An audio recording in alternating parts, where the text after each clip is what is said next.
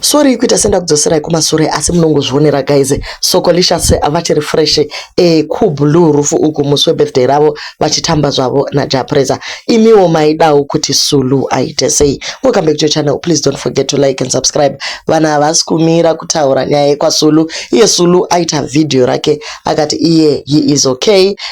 Ari kufara zvikuru ne whatever it is that is happening. Ataura zvakare kuti muri kungoona guys kuti chero neniwo ndakanaka. Filter yamurasisa asi aiwa ndo zvanga zviri mumwoyo make kuti aburitse face yake achiradza kuti ari fresh.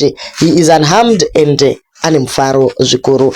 Ola ari kungo tambira padhuze ipapo achikoti ndei Sulu chichi vanhu vatoona kuti aiwa mukomana ari kuda kutodana umwe podcast.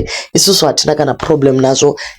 Mukomana akagona kuenda kunozvimiririra ataure iyi yatiri kunzwa hapana chakashata. Musakangamwe kuti opa muchinguru wakatombonyorerwa songo nababa Sulu anditika saka zvinhu zvinenge zviri mamuri kuti kana muchingu attractwa nepower so zvinogona kufamba zvakanaka. But anyway guys, tangoti kuisira video raJapreza achitamba naSokolicious kuti mungoona kuti aiwa musikana at 60 ari kutoluka 16.